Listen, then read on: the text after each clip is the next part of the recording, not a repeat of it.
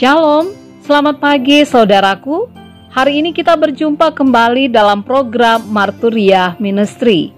Kita bersyukur untuk sebuah kehidupan yang Tuhan berikan, untuk kesempatan dalam berkarya, untuk cinta kasih yang kita alami dan yang kita bisa beri. Dalam rasa sukacita yang saat ini kita alami, oleh karena berbagai kebaikan Allah dalam kehidupan kita, dan yang setiap kita alami melalui pertambahan usia, baik itu kelahiran maupun perkawinan, kami mengucapkan selamat ulang tahun. Secara khusus, bagi anak Sujatniko Mario Papahan, saudara Arekson Ricardo Nababan, dan Ibu Farida M. Simanjuntak dari Pospel Natar. Kami mengucapkan selamat ulang tahun. Tuhan Yesus memberkati dan menyempurnakan sukacita Bapak Ibu Saudara sekalian. Saat ini firman Tuhan akan menyapa kita kembali. Sebelum kita membaca dan merenungkan firman Tuhan, mari kita berdoa.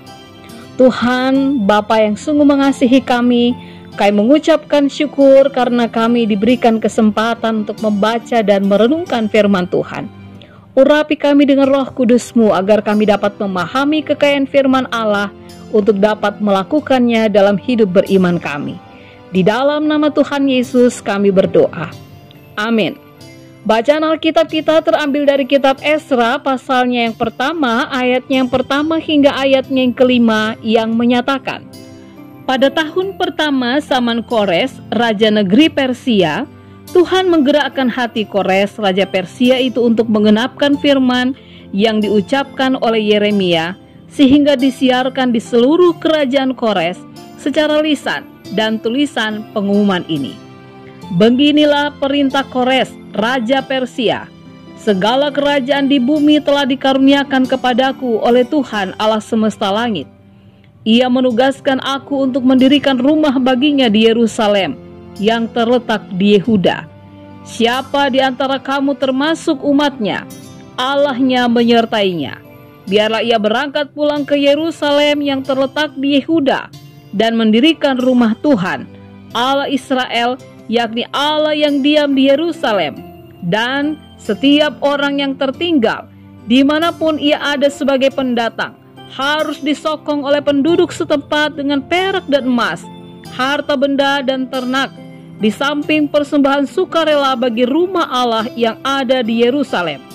Maka berkemaslah kepala-kepala kaum keluarga, orang Yehuda dan orang Benyamin, serta para imam dan orang-orang Lewi, yakni setiap orang yang hatinya digerakkan Allah untuk berangkat pulang dan mendirikan rumah Tuhan yang ada di Yerusalem.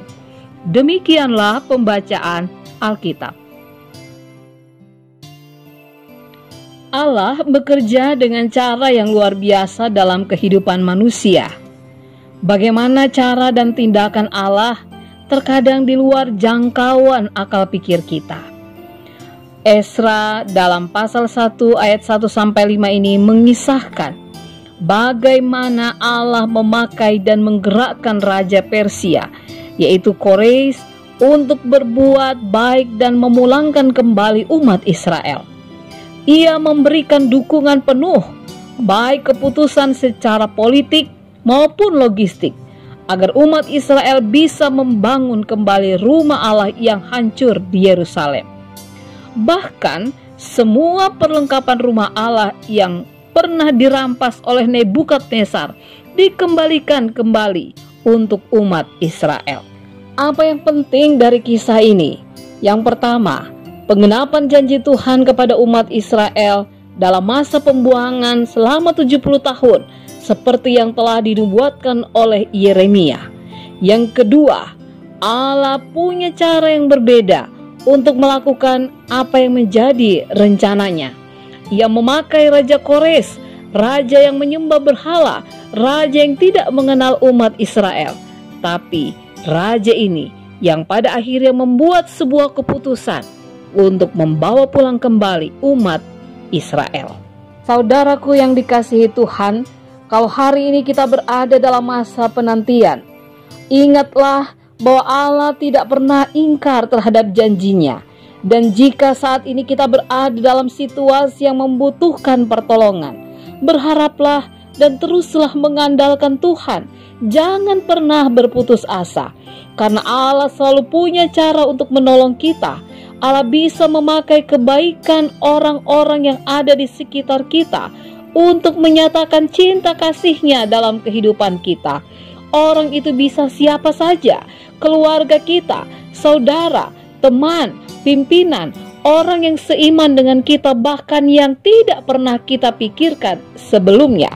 Ingatlah, apa yang tidak pernah dilihat oleh mata dan tidak pernah didengar oleh telinga dan yang tidak pernah timbul di dalam hati manusia, semua yang disediakan Allah untuk mereka yang mengasihi Dia. Amin. Bapak, Ibu, saudara-saudari yang dikasihi Tuhan, mari kita berdoa. Tuhan Yesus yang mengasihi kami berterima kasih untuk firman Tuhan yang menguatkan kami kembali. Ingatkan kami Tuhan, bahwa janji Tuhan akan senantiasa digenapi dalam kehidupan kami. Bahkan ketika kami berada dalam keterpurukan sekalipun, ketika kami berada dalam situasi yang membutuhkan kuasa Allah untuk menolong kami, yakinkan kami ya Allah, bahwa cara Tuhan adalah cara yang terkadang tidak pernah kami pikirkan dengan akal budi kami. Namun Tuhan sanggup untuk melakukan hal-hal yang luar biasa, untuk memulihkan, untuk membantu kami, dan untuk membangkitkan kami kembali. Terima kasih Tuhan, dalam nama Tuhan Yesus kami berdoa. Amin. Selamat beraktivitas Bapak Ibu, selamat mempersiapkan diri untuk beribadah dalam ibadah minggu hari ini, dalam peringatan hari ulang tahun yang ke-416 Gereja Protestan Indonesia. Tuhan Yesus memberkati.